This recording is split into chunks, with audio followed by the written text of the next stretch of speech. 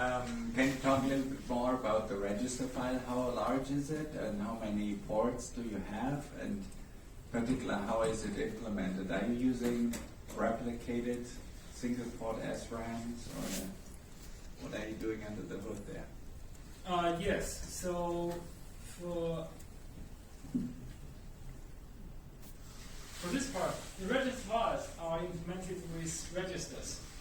So flip-flops and many multiplexers. Yes, yes. So how many ports do you have, or do you support?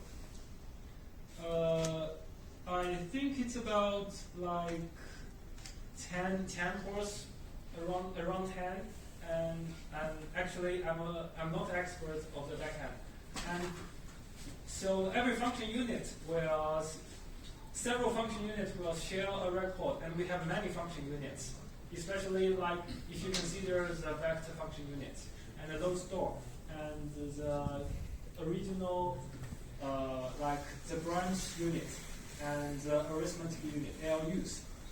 So and this record is not like just 32 registers. It is actually the physical records. So every physical registers will be stored in this record, and so we will have many ports because we have many issue queues and many function units. Right. That's why I'm asking. So you have on the order of a couple hundred physical registers, I assume, and then 10 read ports. You say, right? Yes. Okay. Something like that. It's configurable.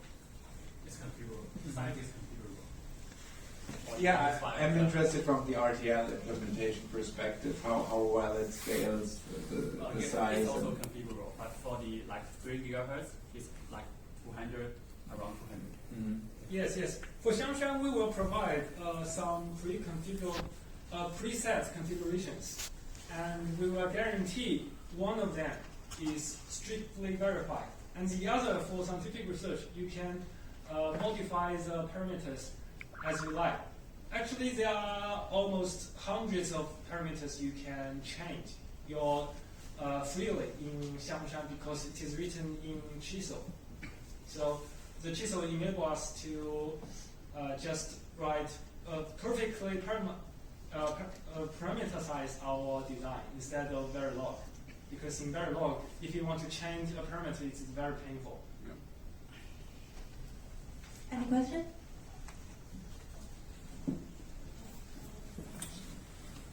Hello, thanks for the talk.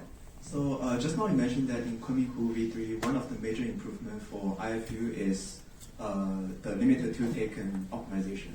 So I just want to know if you have done any evaluation on how much performance is contributed by this single optimization. Actually, two taken and two fetch are two splitted features. As I said in this picture before, like you can see in the above right picture, the two taken is given by BPU, and the two fetch is implemented with IFU. So these are two separate features. Yes, but I guess those two have to match for the bandwidth. Yes, of course. So for our early evaluations, the two taken may give us about 1% of the performance gain, as like from specs 2006, a score of 20 to 20.2, like that. Okay, thank you. Also, have you evaluated alternative optimizations like trace cache, which also technically combine two discontinuous blocks into one instruction fetch? Yes. So trace cache is about iCache, right? It is very complex design, and we have no plans to implement it in Kunming-Hu V3, but we may implement it in Kunming-Hu V4, like the another generation. So actually, we have a very early investigation about the trace cache and the MICRO25 caches, but that's actually a little bit unnecessary for RISC-V because it is generally a fixed length ISA, unlike x86. But if we want to implement it performance, like a score of 20 in spec 2006, this may not be necessary. But if we want to implement the score of like 25 or even above, like 30 score, it may be necessary. Okay, thank you. Any other question? Okay, vector instructions are executed out of order also. Yes. So that means register renaming is applied to vector registers. Yes. So yes. So the vector instructions, the vector unit is strictly coupled with our scalar design, scalar pipeline. So the vector, of course, it can use the scalar pipeline, all the technology like rename and dispatch and issue queues. So yeah, how wide each vector register can be? It is configurable, right? Vector register size.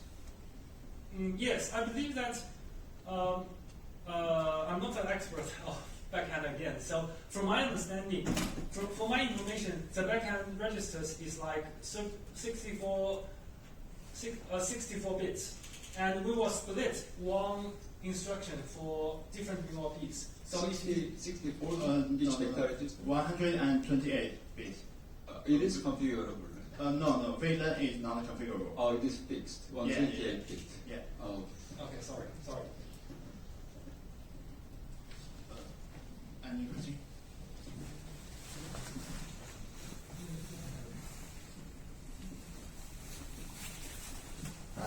I also have a question about V extension.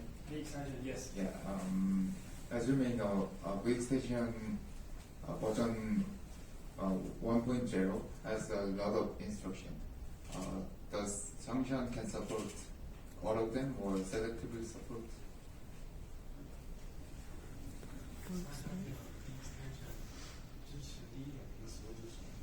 Yes, all strong instructions of vector 1.0.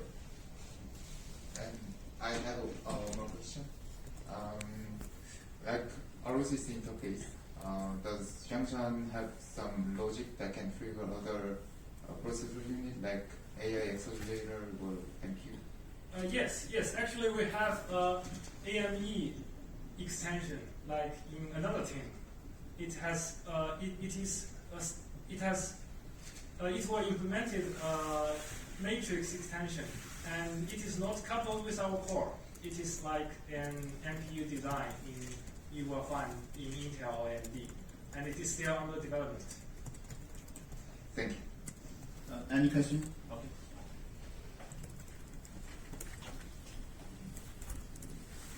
I have a question about matrix multiplication usage. For example, if I want to attach a coprocessor that can do matrix multiplication, is there an easy way to do that for this? A coprocessor kind of attached directly to the vector register file.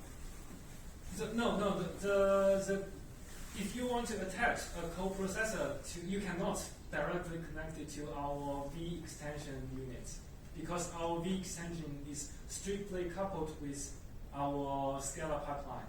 Okay. And as I said before, we have another team for especially working on AI extensions, and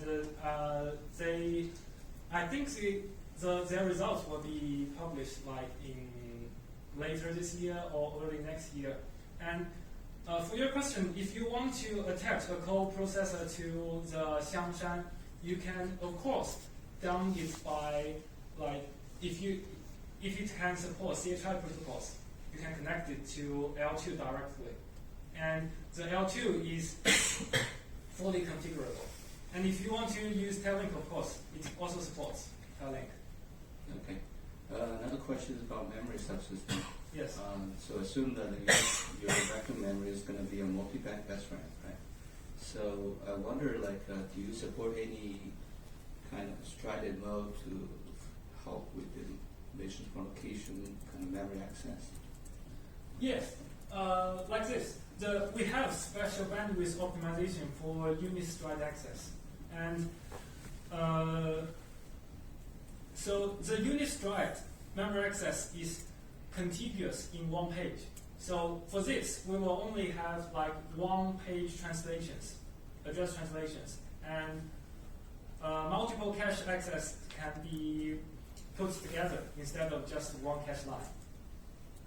So in your memory subsystem, typical scenario that you have a multi-bank cache line, right? So is it like number of banks equal to the number of vectors registered, vector lanes? So No, I think it's. 就是那个 memory subsystem cache 的byte数量跟 vector 的数量。No, they are decoupled. oh, okay.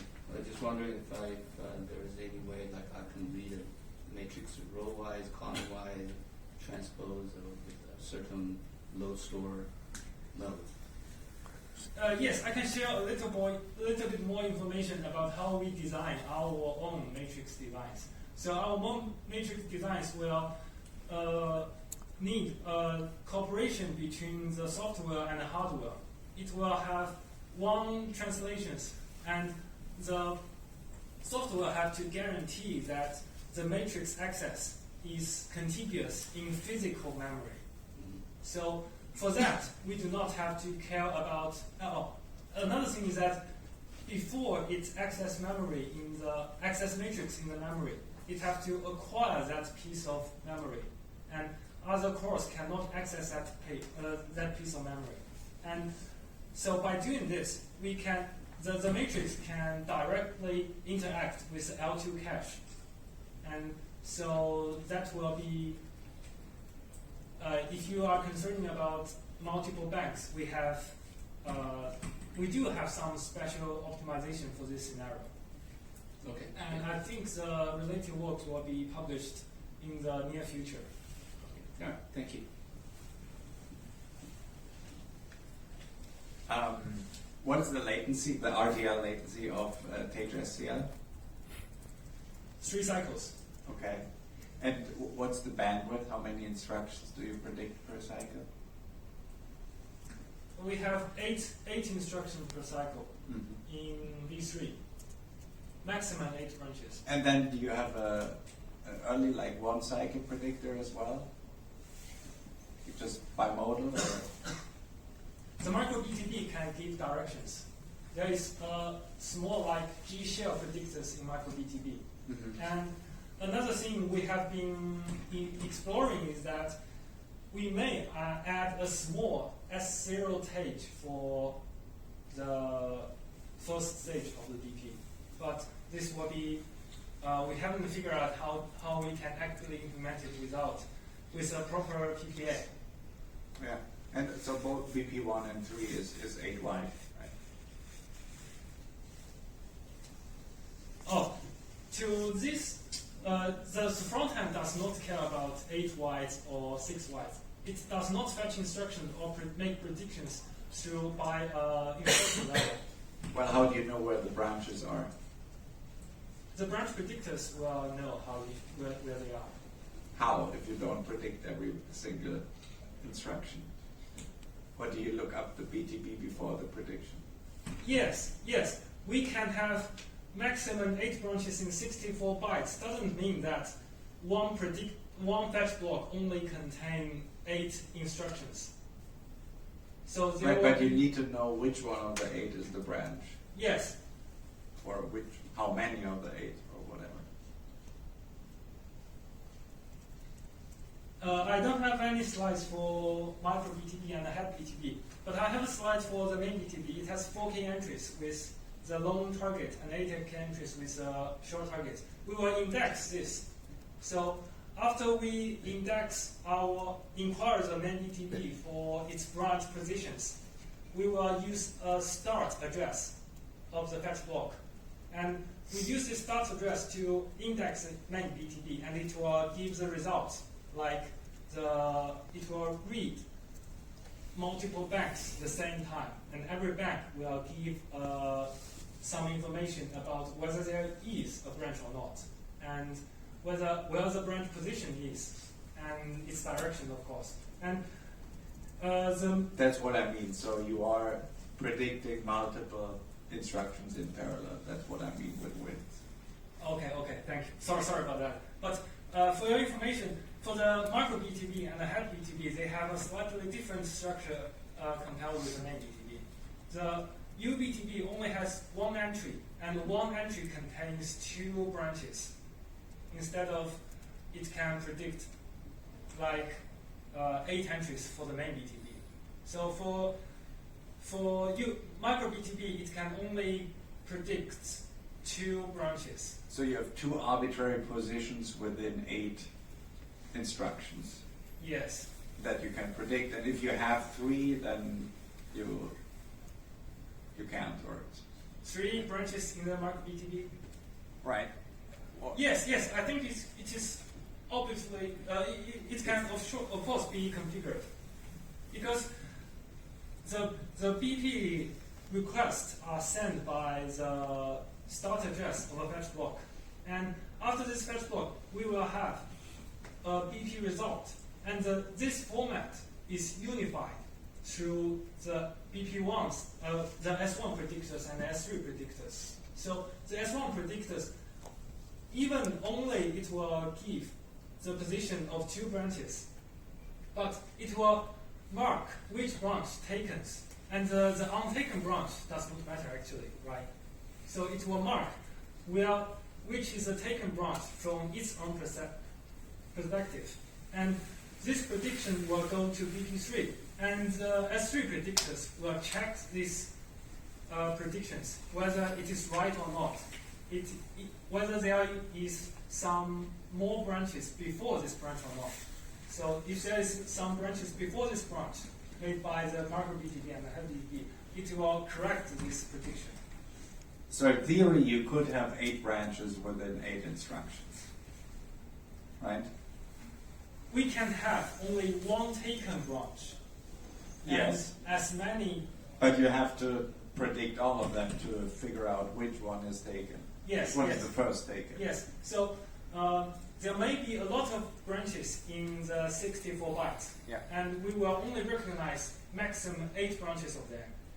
And among these 8 branches, we will have predictions for every 8 of them. And we will choose the first taken branch as the end of the fetch block. Okay.